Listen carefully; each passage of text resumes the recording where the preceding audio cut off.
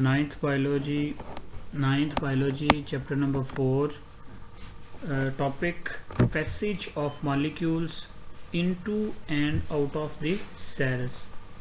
ठीक है, आज के लेक्चर में हम देखेंगे कि जो डिफरेंट टाइप के मॉलिक्यूल्स हैं वो सेल में एंटर किस तरह से होते हैं और जो सेल से बाहर वो किस तरह से जाते हैं। ठीक है, तो इसके लिए हमारे पास डिफरेंट तरह के प्रोसेसेस, डिफरेंट तरह के फिनोमिना हैं, वो हम वन बाय वन डिस्कस करेंगे। लेकिन आज के इस लेक्चर में हम जो मेनली फोकस करेंगे वो करेंगे डिफ्यूजन पे और ऑस्मोसिस पे।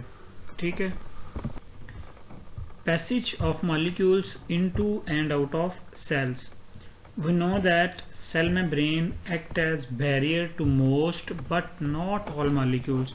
हमें पता है कि जो सेल मेम्ब्रेन है, जिसको हम कहते हैं सेमी परमिएबल मेम्ब्रेन, वो कुछ मॉलिक्यूल्स को तो सेल में आना अलाउ करती है या उस सेल से निकलना अलाउ करती है, लेकिन जो बाकी मॉलिक्यूल्स हैं उनको क्या कर लेती है, ब्लॉक कर लेती है, रोक लेती है। उनको ना तो सेल से बाहर आने देती है और ना ही सेल के अंदर जाने देती है।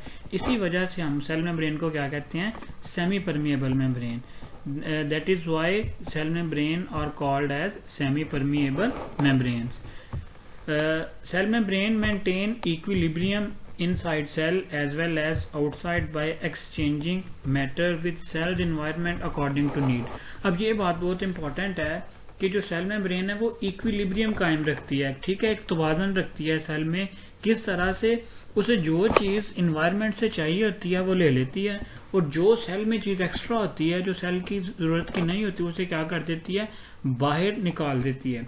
इस तरह से एक्सचेंज मैटर करती है वो, मतलब कुछ चीज़ें सेल के अंदर आएंगी, कुछ चीज़ें सेल से बाहर जाएंगी। इस तरह से क्या होता है, एक इक्विलिब्रियम मेंटेन हो जाता है। वो मेंटेन कौन करता है, सेल मेम्ब्रेन मेंटेन करती है। किस तरह मेंटेन करती है, उसके लिए डिफरेंट फिनोमिना हैं जो हम अगली स्लाइड में देखेंगे। शॉर्ट क्वेश्चन पूछा जा सकता है आपके लिए, what are different phenomena through which cell membrane transport different materials. ठीक है, तो वो कौन कौन से हैं, diffusion, facilitated diffusion, osmosis, filtration, active transport, endocytosis and exocytosis. तो ये सारे नाम आपने क्या करने हैं, याद करने हैं।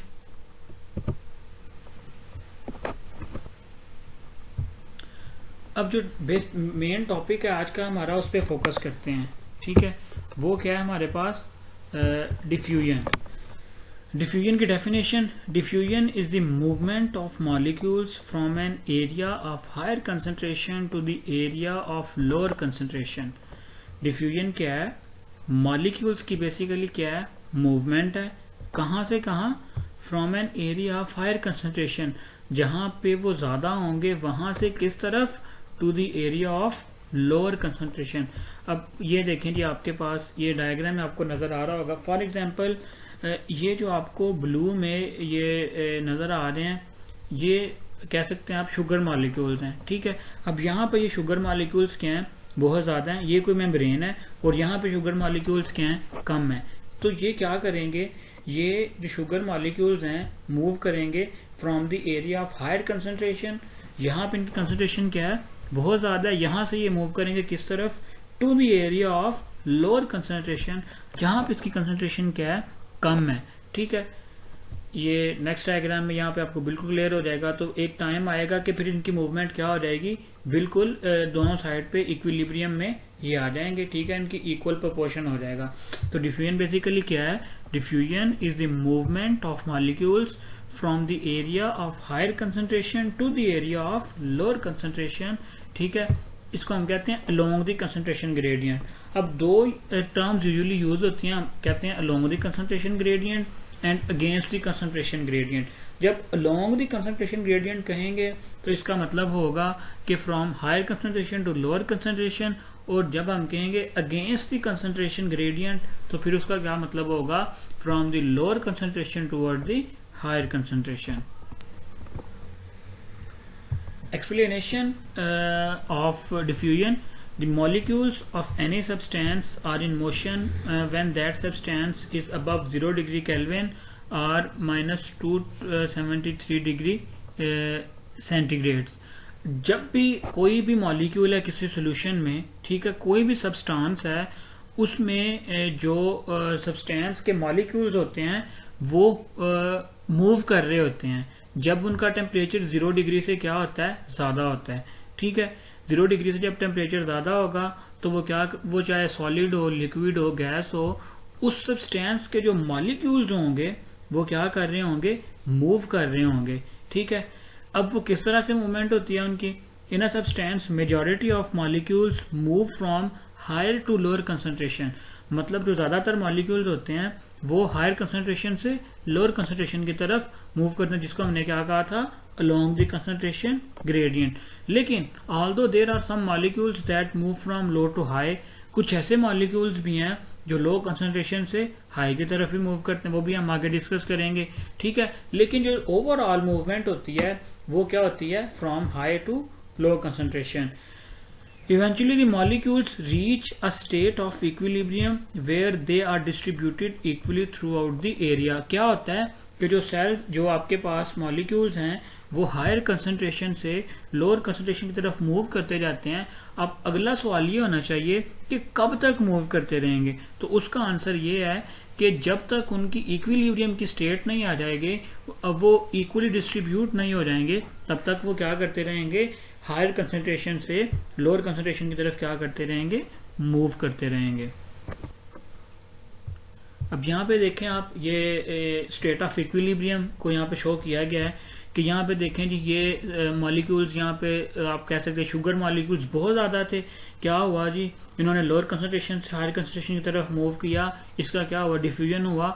कब तक हुआ, अब यहाँ पे देखें, अब जब भी दोनों तरफ क्या हो जाएगी, उनकी इक्वल डिस्ट्रीब्यूशन हो जाएगी, तो इस स्टेट को हम क्या कह देते हैं, इक्विलिब्रियम स्टेट कह देते हैं।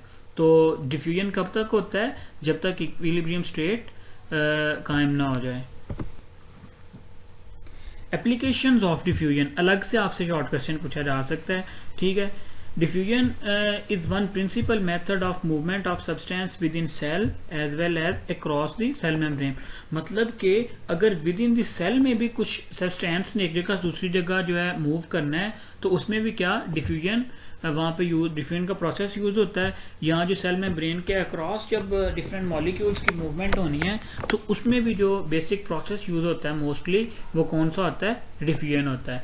इस तरह से जब carbon dioxide, oxygen and glucose can across cell membrane by diffusion. Carbon dioxide आपको पता है, ऑक्सीजन, ग्लूकोज, जितने भी ये मॉलिक्यूल्स हैं, ठीक है, या गैसेज हैं, ये सेल मेम्ब्रेन से डिफ्यूज कर सकती हैं by the process of diffusion.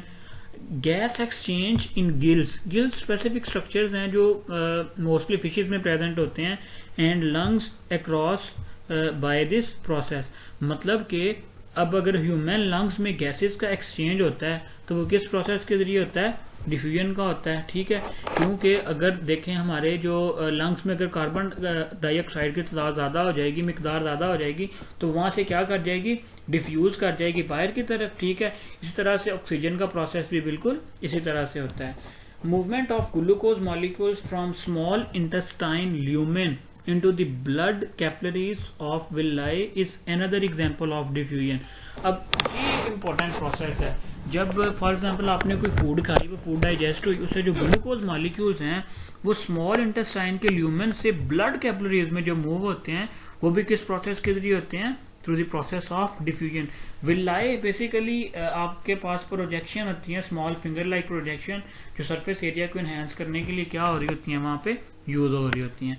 Because a cell does not expend energy when molecule diffuse across its membrane, the diffusion is type of passive transport. अब जब भी आपसे पूछा जाए कि एक्टिव और पैसिव में क्या डिफरेंस है, तो जहाँ पे भी एनर्जी यूज हो रही होगी वो एक्टिव होगा, और जहाँ पे without an expenditure of energy process हो रहा होगा वो क्या होगा, पैसिव ट्रांसपोर्ट होगा।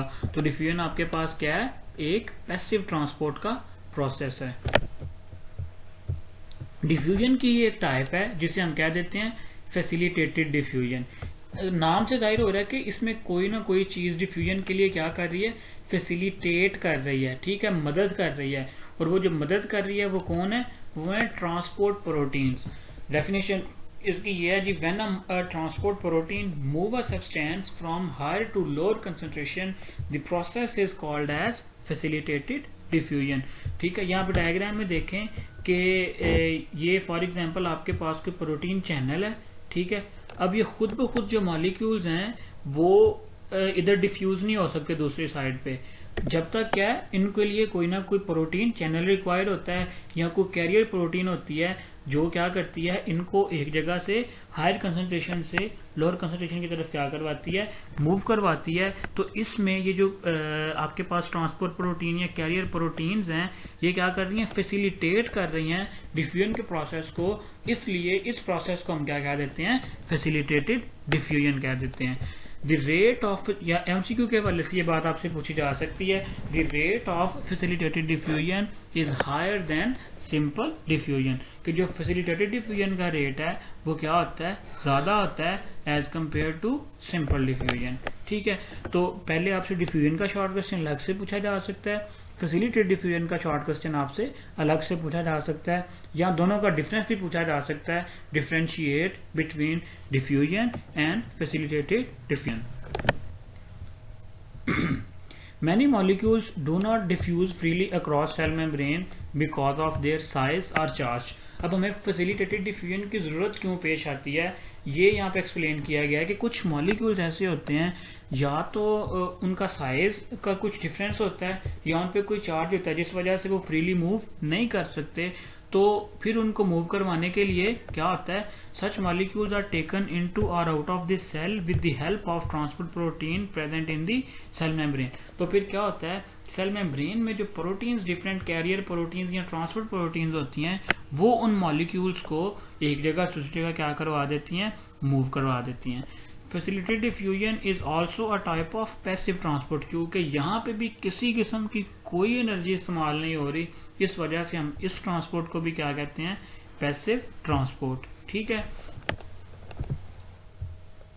अब इस डायग्राम में हम देख सकते हैं कि डिफ्यूजन में और फैसिलिटेटेड डिफ्यूजन में क्या डिफरेंस है। ठीक है, अगर सिंपली डिफ्यूजन की बात करें तो यहाँ पे जी ये जो मॉलिक्यूल्स आपने देखा, यहाँ पे क्या कंसंट्रेशन ज़्यादा है, ज़्यादा से ये लो की तरफ डायरेक्टली मूव करें, किसी किस्म की कोई कैरियर प्रोटीन यहाँ पे आपको नज़र नहीं आ रही, तो ये प्रोसेस क्या है डिफ्यूजन का। लेकिन यहाँ पे आप देखें कि आपको ये जो स्पेसिफिक प्रोटीन्स नज़र आ रही हैं जो मॉलिक्यूल्स को एक जगह दूसरी जगह क्या कर रही हैं, ट्रांसपोर्ट कर रही हैं, तो ये प्रोसेस क्या है, फैसिलिटेटेड डिफ्यूजन का प्रोसेस है। अब जो नेक्स्ट है एक इम्पॉर्टेंट फिनोमिना है वो है ऑस्मोसिस। ऑस्मोसिस की पहले डेफिनेशन देखते हैं, फिर इसकी एक्सप्लेनेशन देखते हैं। Osmosis is the movement of water across a semi permeable membrane from a solution of lesser solute concentration to a solution of higher solute concentration. ठीक है, पहली बात तो आपने ये याद रखनी है कि जो डिफ्यूजन होता है उसमें जो मॉलिक्यूल्स मूव करते हैं वो मोस्टली सॉल्यूट के मॉलिक्यूल्स होते हैं। ठीक है, लेकिन जो ऑस्मोसिस है उसमें मूवमेंट किसकी होती है, मूवमेंट ऑफ वाटर। कहाँ, across a semi permeable membrane. कैसे, from a solution of lesser solute concentration to a solution of higher solute concentration. अब यहाँ पे आपको सॉल्यूशन, पहले तो आपको पता होना चाहिए सॉल्यूशन क्या है, फिर आपको पता होना चाहिए सॉल्यूट क्या है, फिर आपको पता होना चाहिए सॉल्वेंट क्या है। फॉर एग्जांपल जी यहाँ पे देखें, ये जो आपको यहाँ पे रेड वाले जो सर्कल नज़र आ रहे हैं ये क्या हैं, शुगर मॉलिक्यूल्स हैं, और जो ब्लू वाले सर्कल नज़र आ रहे हैं वो क्या हैं, वाटर मॉलिक्यूल्स हैं। तो जहाँ पे ये क्या हो जाएंगे आपके पास सॉल्यूट, सॉल्यूट कंसंट्रेशन, किस कंसंट्रेशन को हम कहेंगे, शुगर मॉलिक्यूल्स की जो कंसंट्रेशन होगी वो क्या कहलाएगी, सॉल्यूट कंसंट्रेशन। तो सिंपली अगर हम देखें यहाँ पे क्या है, सॉल्यूट बहुत ज़्यादा है, सॉल्यूट कंसंट्रेशन क्या है, बहुत ज़्यादा है। तो यहाँ पे क्या है, सॉल्यूट कंसंट्रेशन बहुत कम है, क्योंकि सॉल्यूट यहाँ पे बहुत कम है, यहाँ पे सॉल्यूट कंसंट्रेशन ज़्यादा, यहाँ पे सॉल्यूट कंसंट्रेशन क्या है, कम है। ठीक है, तो ऑस्मोसिस में होता है क्या है, movement of water across semi permeable membrane from a solution of lesser solute concentration. जहाँ पे लेस सॉल्यूट कंसंट्रेशन है वहाँ से वाटर मॉलिक्यूल्स मूव करेंगे कहाँ पे, to the solution of higher solute concentration. जहाँ पे सॉल्यूट की कंसंट्रेशन पहले से ज़्यादा है वहाँ पे क्या करेंगे, मूव करेंगे। ठीक है, वहाँ पे हमने जो जब डिफ्यूजन डिस्कस किया था उसमें जो मॉलिक्यूल्स थे, जो सॉल्यूट के मॉलिक्यूल्स थे, वो मूव करते थे from the area of higher concentration to the area of lower concentration. लेकिन यहाँ पे क्या हो रहा है, मॉलिक्यूल्स जो मूव करेंगे वो वाटर मॉलिक्यूल्स होंगे। जहाँ पे सॉल्यूट की कंसंट्रेशन कम है वहाँ से सॉल्यूट की कंसंट्रेशन जहाँ पे ज़्यादा है उस तरफ, ताकि दोनों तरफ जो वाटर की कंसंट्रेशन है वो क्या हो जाए, बैलेंस हो जाए। ठीक है, तो ये आपको नेक्स्ट डायग्राम में आपको क्लियर, यहाँ ये जो ब्लू मॉलिक्यूल्स थे वाटर के, ये मूव करके इस साइड पे आ गए हैं, ये कुछ समय परमेबल मेम्ब्रेन है। तो यहाँ पे देखें आप, वाटर की कंसंट्रेशन क्या हो गई है, कम हो गई है, और यहाँ पे वाटर की कंसंट्रेशन क्या हो गई है, ज़्यादा हो गई है। Concept of tonicity of solution. ठीक है, ऑस्मोसिस को समझने के लिए आपको जो टॉनिसिटी का कॉन्सेप्ट है वो क्लियर होना चाहिए। ठीक है, the rules of osmosis can be best understood through the concept of tonicity of the solution. मतलब आपको सोल्यूशंस की टाइप्स का पता होना चाहिए। ठीक है, उन टॉनिसिटी, पहले तो टॉनिसिटी क्या होता है, शॉर्ट क्वेश्चन अक्सर पूछा जाता है, डिफाइन टॉनिसिटी। ठीक है, और इसकी जो डिफरेंट टाइप के सोल्यूशन है उनकी एग्जांपल्स भी दें। The term tonicity refers to relative concentration of solutes in the solution being compared। पहली बात तो ये है कि टॉनिसिटी बेसिकली क्या है, कंपैरिजन है किसका, रिलेटिव कंसंट्रेशन ऑफ सोल्यूट्स का। जब भी हम दो सोल्यूशन को कंपेयर कर रहे होंगे तो उनमें जो सोल्यूट कंसंट्रेशन होगी उसके कंपैरिजन को बेसिकली हम क्या कह देते हैं, टॉनिसिटी कह देते हैं। अब सोल्यूशन के हमारे पास कितनी टाइप्स होती हैं, 3 टाइप्स होती हैं।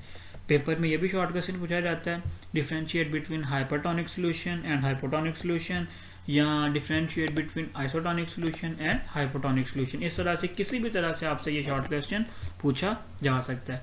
तो हाइपर, आपने वर्ड सुना होगा हाइपर, नॉर्मल लाइफ में भी जब हम यूज़ करते हैं कि इतने हाइपर ना हो आप, हाइपर का मतलब होता है बहुत ज़्यादा हो जाना। ठीक है, a hypertonic solution has relatively more solute, मतलब ऐसा सोल्यूशन जिसमें सोल्यूट ज़्यादा होगा वो क्या कहलाएगा, हाइपरटोनिक। जैसे हमने पीछे वाले एग्जांपल में देखा था कि जिसमें आपके पास शुगर मॉलिक्यूल्स ज़्यादा होंगे, जिसमें शुगर की कंसंट्रेशन ज़्यादा होगी, वो सोल्यूशन क्या होगा, हाइपरटोनिक सोल्यूशन होगा। दूसरी तरफ क्या है, a hypotonic solution has relatively less solute, जो आपके पास हाइपोटोनिक होगा उसमें शुगर कंसंट्रेशन क्या होगी, कम होगी। क्योंकि जब हम बात कर रहे हैं, जब हम दोनों सोल्यूशन को कंपेयर करेंगे, एक में जो अगर सोल्यूशन शुगर की कंसंट्रेशन ज़्यादा है वो क्या हो जाएगा, हाइपरटोनिक, और दूसरे में क्या है अगर कम है तो वो क्या हो जाएगा, हाइपोटोनिक। लेकिन अगर हमारे पास दो सोल्यूशन है, ठीक है, और दोनों में इक्वल ही कंसंट्रेशन है शुगर की, ठीक है, तो वो क्या हो जाएंगे, आइसोटोनिक सोल्यूशन हो जाएंगे। हाँ, यहाँ पे ऑस्मोसिस के प्रोसेस को दिखाया गया है। यहाँ पे आप देखें, इसमें यहाँ पे सोल्यूशन भी मेंशन किए हुए हैं। ये देखें जी, यहाँ पे आपको शुगर मॉलिक्यूल्स बहुत ज़्यादा नज़र आ रहे हैं।